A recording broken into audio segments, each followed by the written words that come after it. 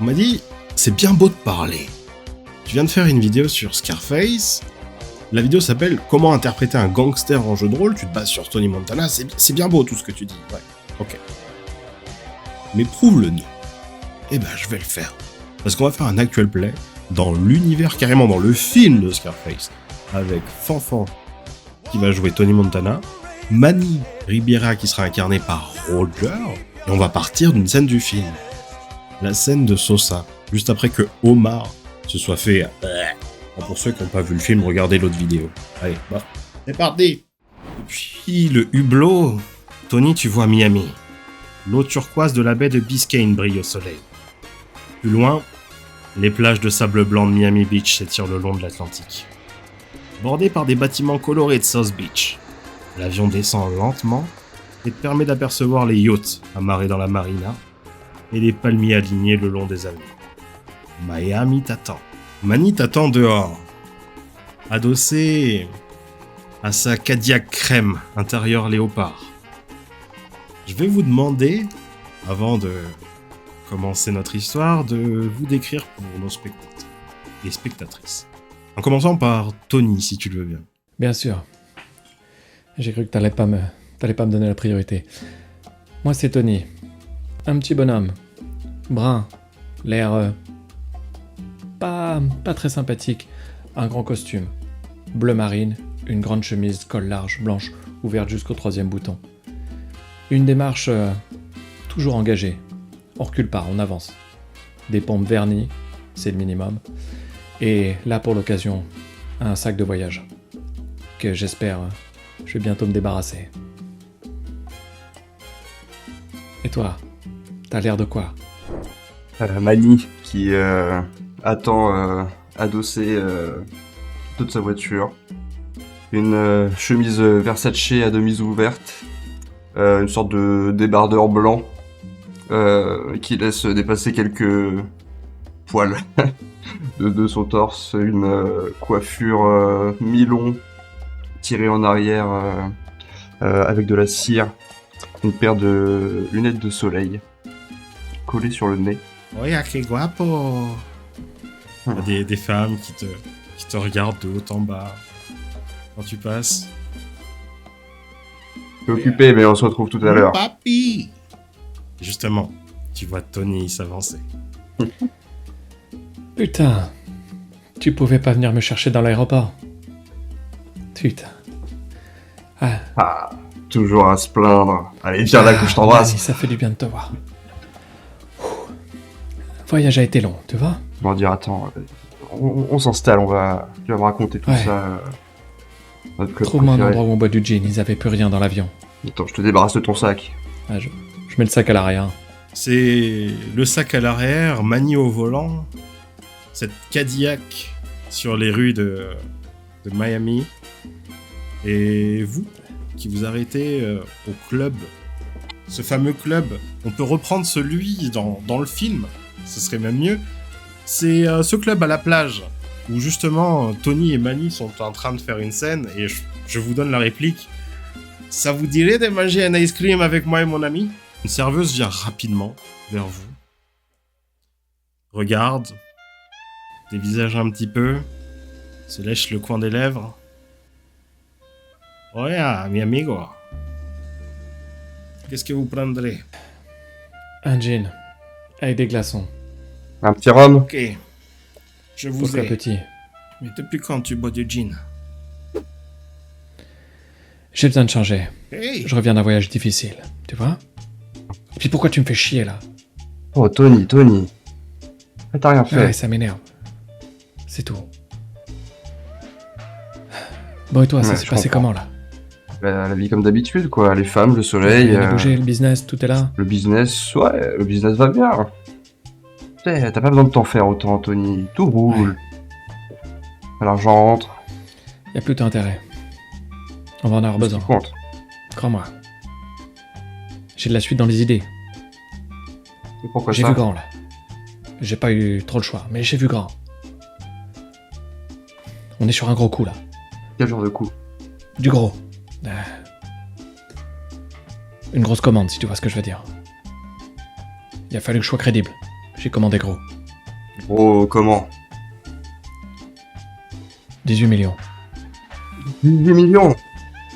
Gros. Une grosse commande. Une grosse Il fallait commande. marquer le coup. Ouais. En effet. Je pense qu'on va avoir du travail, Tony. J'espère bien, ouais.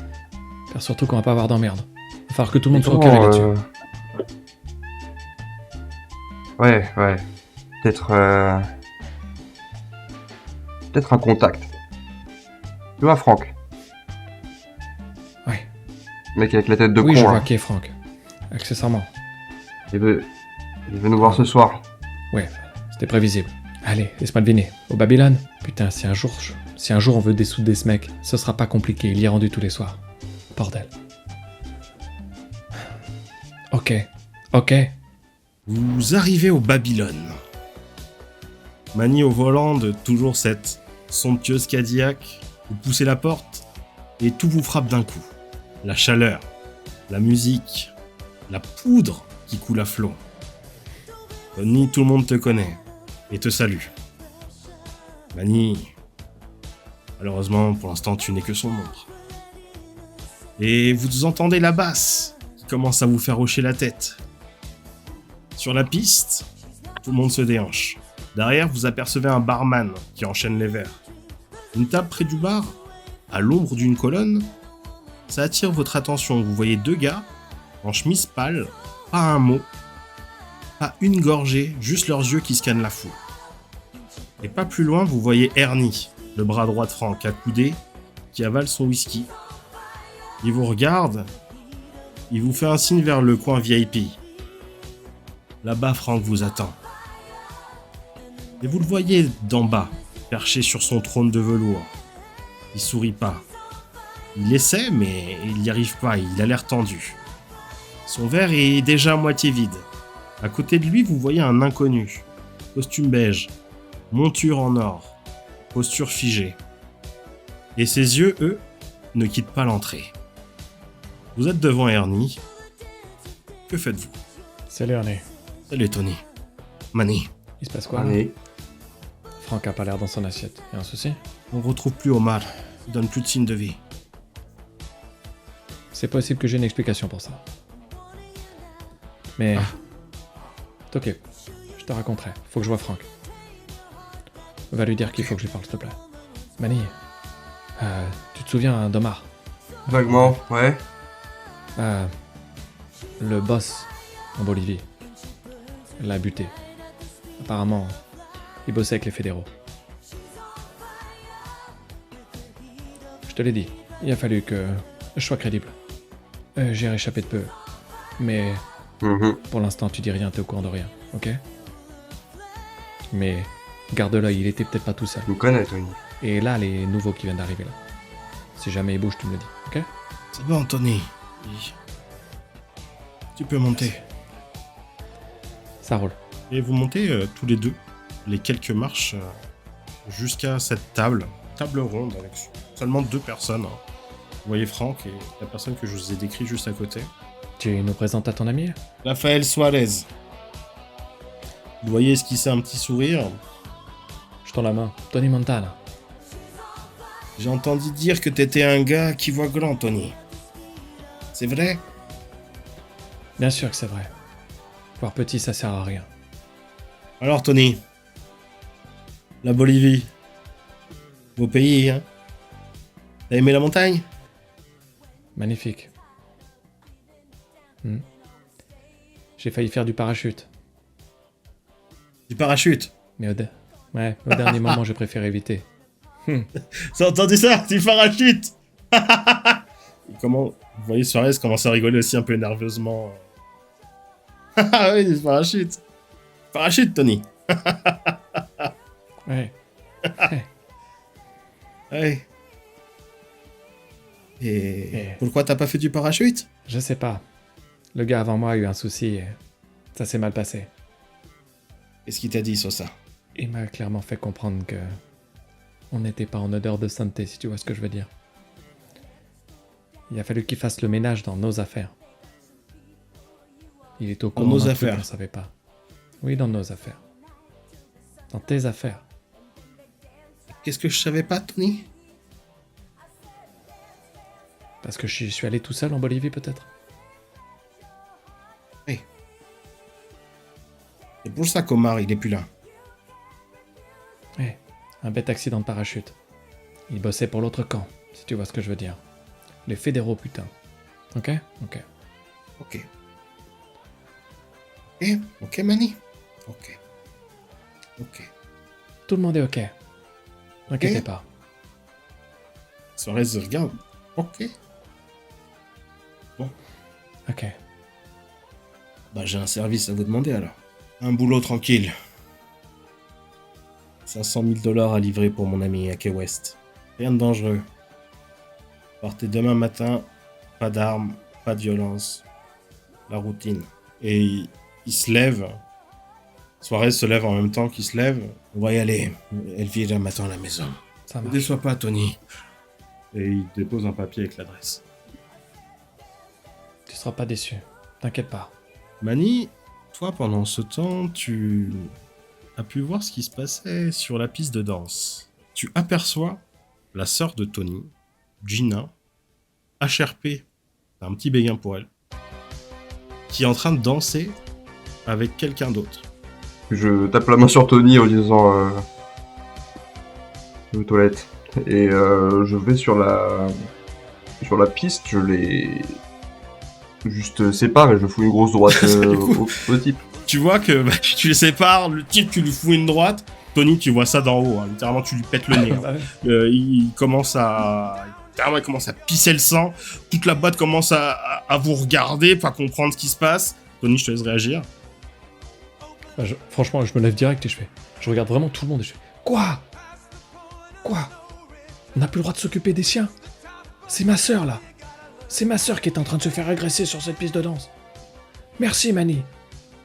Et applaudissez-le tous. tout le monde commence à applaudir. Gina est en train de pas comprendre ce qui se passe. Et je faisais juste que danser. Et le gars se relève comme ça, le nez plein de sang, tu le vois. Les cheveux plaqués en arrière, plein de gel.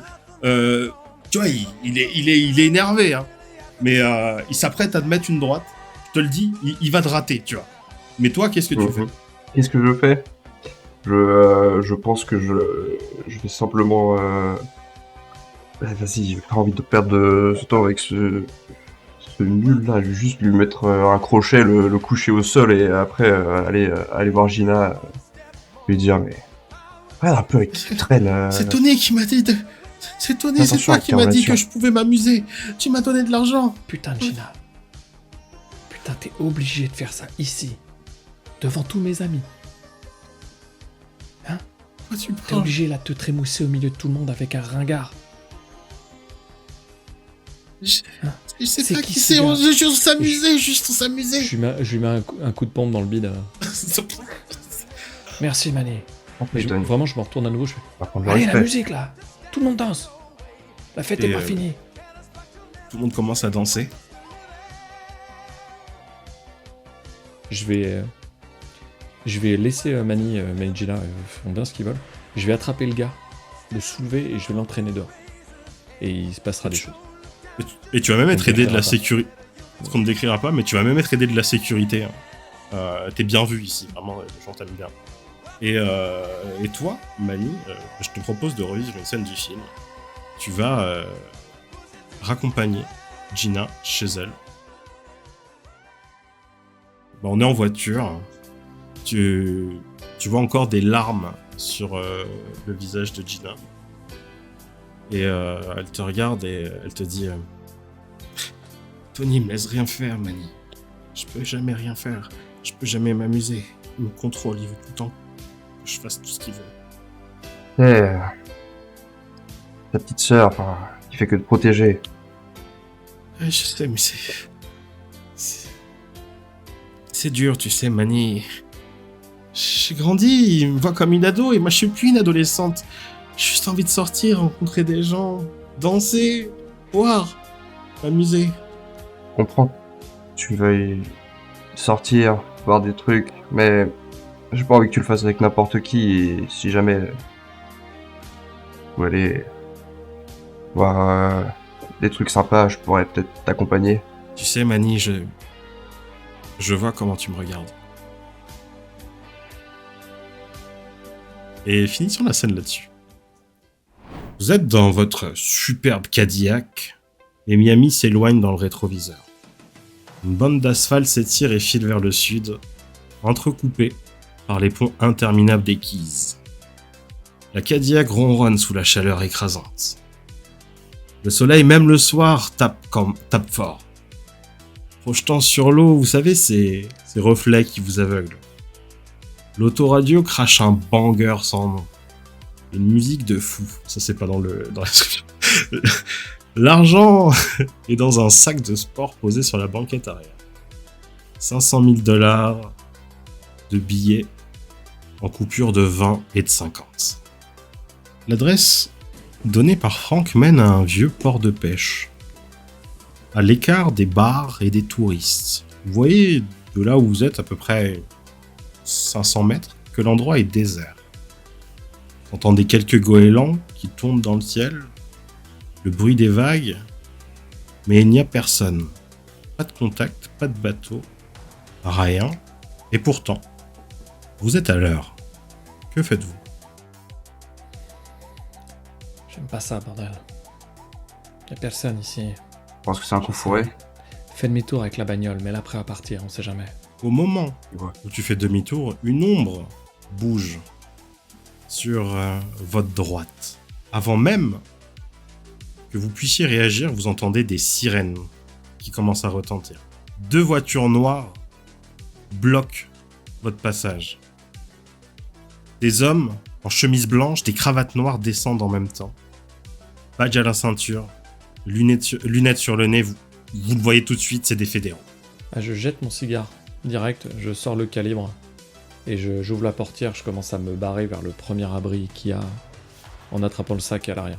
On va le quantifier avec un jet de dés, le premier de la soirée, pour savoir si est-ce que au moment où tu fais ça, il te tire dessus.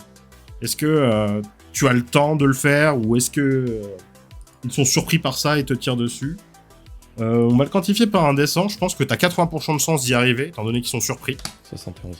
Donc c'est un 71. Bravo Tony. C'est- Manny, tu peux apercevoir Tony avec son revolver qui commence à courir. Manny, toi, pour le coup, un peu moins le temps de réagir, vu que tu réagis après, on commence à plus t'encercler. Qu'est-ce que tu fais ? Je vais simplement caler un truc sur l'accélérateur, me barrer en direction de Tony, essayer de trouver, chercher, je sais pas, on est à côté d'un port de pêche, c'est une petite embarcation, Ok, un bateau à moteur. tu vas te jeter sur la baie et tu vas voir un vieux comment ça s'appelle, un Zodiac qui est sur la berge, attendre. Pour le coup, au moment où tu fais ça, la voiture tape les 2 autres voitures des fêtes juste devant. Par contre, les fêtes te tirent dessus. Je quantifie à 50% de chance le fait de te prendre une balle. Très bien, waouh. Tu n'as pas pris cette balle. Pour ceux qui ne le voient pas, il a fait 50. Pile poil. Par contre, elle t'a éraflé. Ça te ferait une belle balafre. Tu ressembleras à ton ami Tony. Tu sautes dans le Zodiac. Tony, t'entends des coups de feu et t'as aussi entendu les mocassins de Manny courir sur la baie. Qu'est-ce que tu fais ? Je me remets dans l'ouverture de la porte et je canarde vers les fédéraux qui m'ont déjà tiré Ok. dessus. De toute façon, il n'y a pas eu de sommation, c'est de leur faute. Donc tu canardes. Une info que je vais te donner gratuitement, c'est que t'en vois 3 seulement dans l'allée. Et je vais te proposer de faire avec Tony, j'imagine que t'as peut-être pris un peu de produit, disons 60% de chance de réussir à toucher quelqu'un. 20. C'est un 20 de la part de Tony. Un des feds, tu le touches en plein milieu de la trachée. Tu sens la balle le tue sur le coup. Par contre, les autres voient que t'es hostile, regardent au sol, te regardent, et là, pour le coup, commencent vraiment à tirer. Tu vois les trous se faire dans la porte. Tu entends juste dans l'arrière-plan « Allez vous faire foutre, les fédéraux !» Vous enculez les feds. Manny, tu es dans le Zodiac. Littéralement, t'as fait un plongeon dedans. Tu vois que derrière toi, il y a à peu près une vingtaine de feds, mais qui sont vraiment loin, peut-être à 500-600 mètres le temps d'arriver. Tu vois, c'est carrément des camions de SWAT. Hein. Et sur la baie, t'en vois seulement 2. Du coup, en essayant de démarrer le Zodiac, de l'enlever à son amarre, je rafale les flics sur sur la baie. Hein. C'est ça. Je quantifie quand même ta réussite de au moins une cartouche à au moins 70%. Eh bien, pour le coup, tu as fait 80, non. C'est pas mal de ton chargeur que tu vas déverser dans l'eau, etc. Mais tu vois que ça bouge, il y a quand même pas mal de vagues qui te font tanguer sur le Zodiac. Et pour le coup, les Feds, voyant ça, ils vont essayer de tirer dans le Zodiac pour pouvoir essayer de le crever, tout simplement. De là où ils sont, et pour vous donner une petite chance, je vais quantifier leur chance de réussir à 40% et je te laisse lancer le jet. Ok. Les Feds sont aussi mauvais en tir que toi. Les balles passent dans l'eau, légèrement au-dessus de ta tête. Revenons à Tony, qui se fait vraiment canarder comme un coq. Une expression qu'il pourrait dire.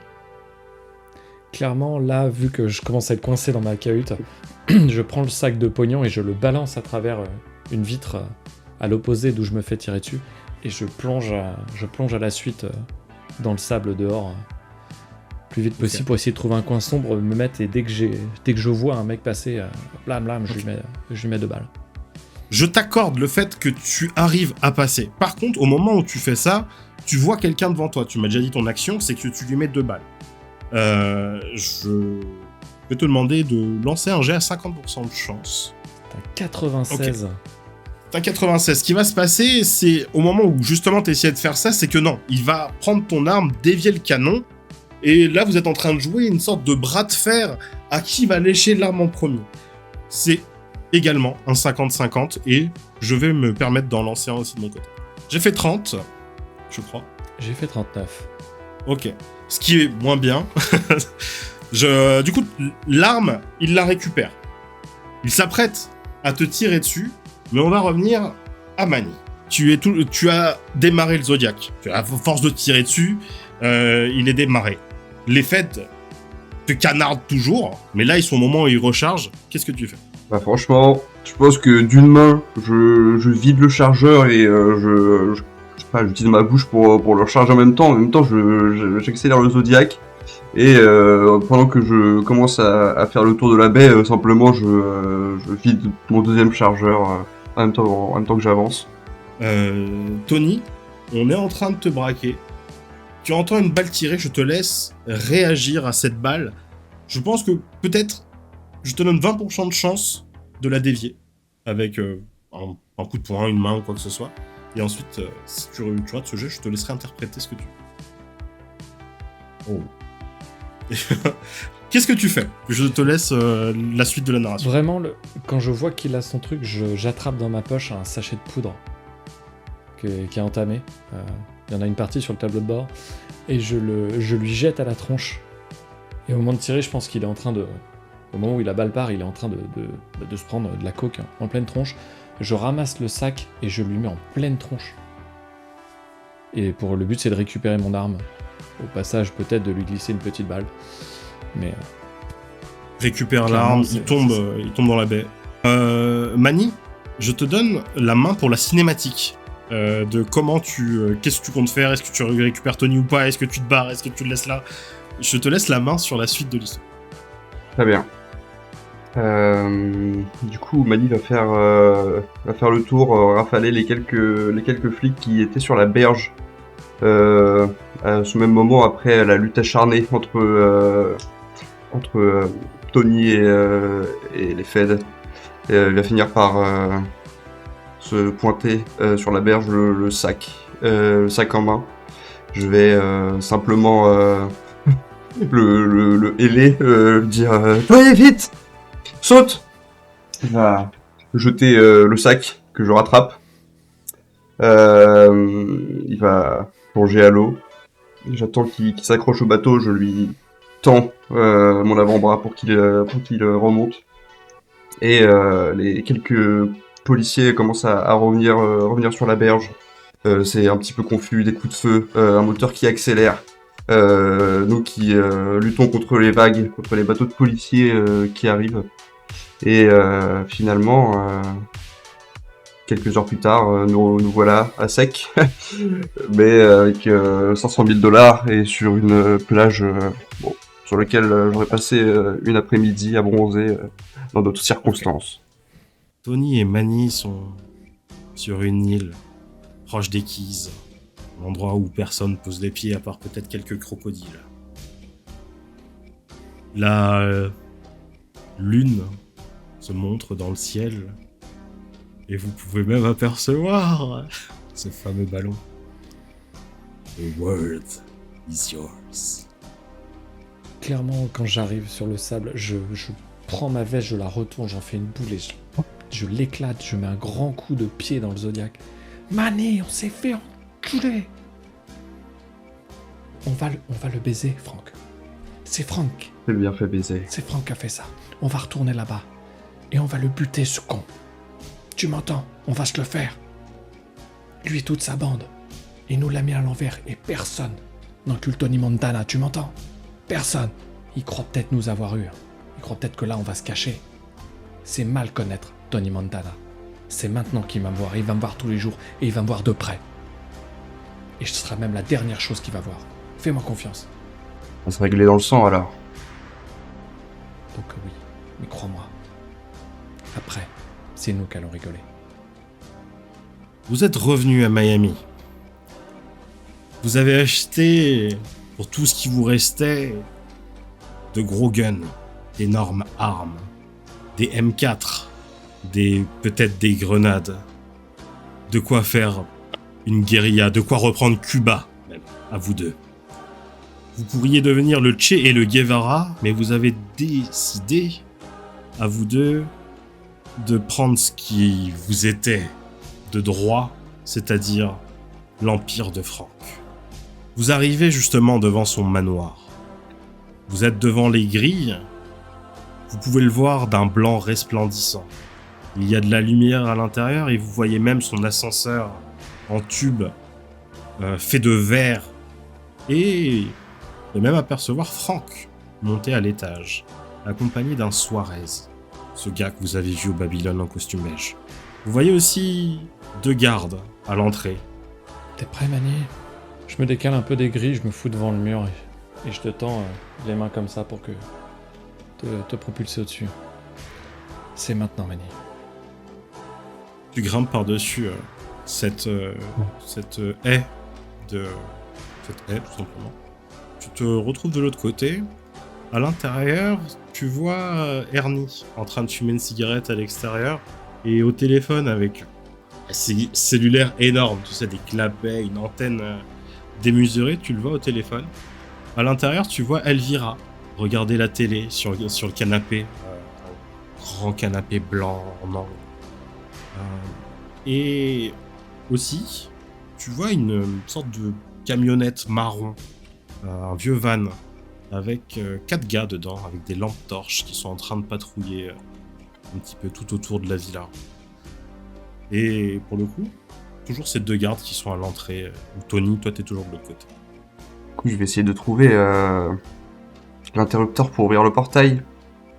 Il faudra trouver un moyen pour que Tony rentre et s'il y a des menaces qui se dressent sur mon chemin, sortir doucement mon couteau et... Tu le vois, l'interrupteur est proche d'une petite, un petit guichet, tu sais, qui est vraiment à côté du portail à l'entrée. Du coup, tu te faufiles un petit peu comme ça, peut-être en rampant ou accroupi en tout cas. Il fait nuit noire, hein, vraiment, t'es caché par l'ombre de la haie, les grands arbres, etc. Tu vois les 2 gars devant toi, là, tu sais, devant la... qui te calculent pas du tout d'ailleurs, hein, tu sais, devant le portail, qui sont en train de fumer, qui sont en train de parler, en espagnol d'ailleurs, c'est des Cubains. Tu rentres dans la petite guichette et tu vois un bouton juste tout simplement pour ouvrir le portail. Est-ce que tu l'ouvres? Bien sûr. Comment t'agis, toi, Tony? Moi, je suis accroupi, parce que je sais qu'il y a ces gars-là, donc je suis accroupi. Et quand je commence à entendre les pas qui se rapprochent, c'est vraiment que je vais surgir en courant et en choper un et le plaquer et lui mettre un coup de couteau, le suriner 1 ou 2 fois et laisser Manny. On bosse ensemble avec Manny, on se connaît. Vous connaissez avec Manny, hein, c'est pas la première fois, ça nous rappellera une belle scène. Une belle scène.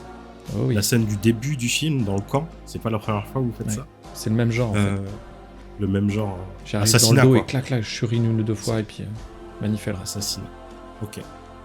J'estime vos chances de réussite à 100%. Donc, pas besoin de jet sur celle-là. Les deux gardes à l'entrée tombent au sol. Vous les cachez à l'intérieur de ce petit abri. Les 4. Je m'occupe des 4. Ok. Ernie, Elvira, tu fais comme tu veux. Pour l'instant, ils nous ont rien fait. S'ils bougent pas, ça va de les garder en vie. Si jamais ils vont trop loin. Ok. Si jamais on va trop loin, Elvira, elle est à moi. D'accord. Ok. Allez. Fais voir une grenade. Je prends une grenade. Je cale mon fusil à pompe derrière moi.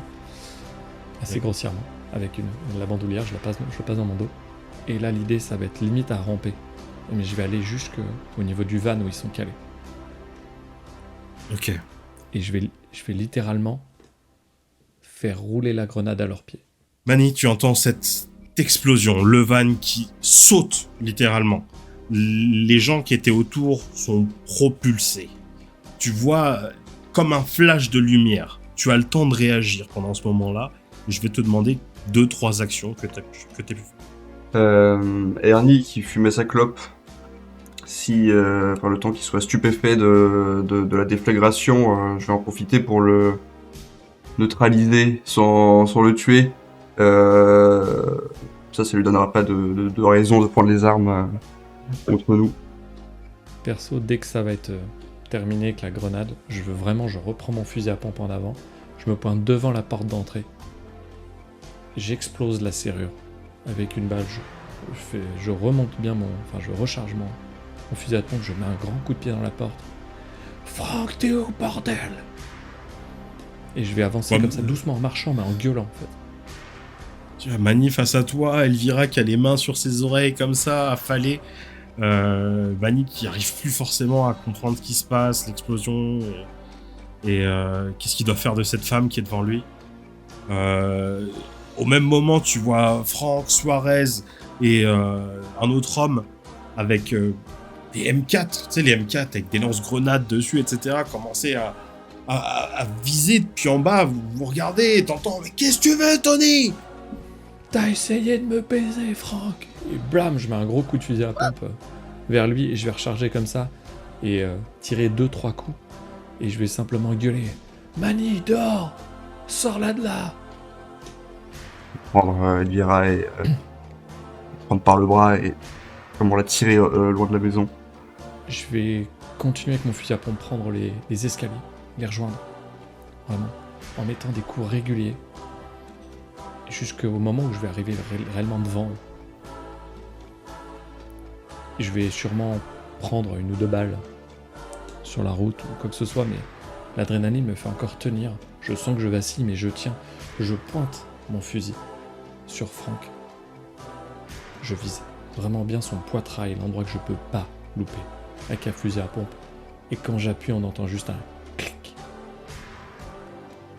Juste mon regard se pose sur le fusil, ses yeux qui sont d'un coup résignés, et un mitraillage en règle de tous les hommes de Franck. Peut-être même Franck qui va même pas tirer. Mais littéralement, Tony Montana se fait cribler de balles de partout, avec des grands gestes, vraiment les impacts, et qui va finir à genoux, avec un grand sourire, mais les yeux déjà vides, face à ce Franck qui se met à sourire, vainqueur, et quand le corps et le visage viennent s'écraser sur le carrelage, juste un tout petit bruit de métal qui roule, une petite boule qui sort de la chemise de Tony, une magnifique grenade dégoupillée. Et je pense que c'est le regard de Mani de l'extérieur qui va voir la suite, derrière une façade de verre. Je vous remercie à ceux et celles qui ont regardé la vidéo jusqu'au bout. Je vous invite à vous abonner, à liker la vidéo, à nous faire des retours, à nous dire si éventuellement vous avez des idées pour une future adaptation de votre côté, intégrer un personnage comme Tony. Je trouve qu'il a été très bien interprété par Fanfan, c'était le but de la première vidéo. Je trouve que ça a été un très bon élève. Donc on se retrouve bientôt pour d'autres projets, d'autres aventures, d'autres surprises. Ciao ciao. Make your life spectacular. Far away from each other. Oh, now it's hard for me to say I'm sorry.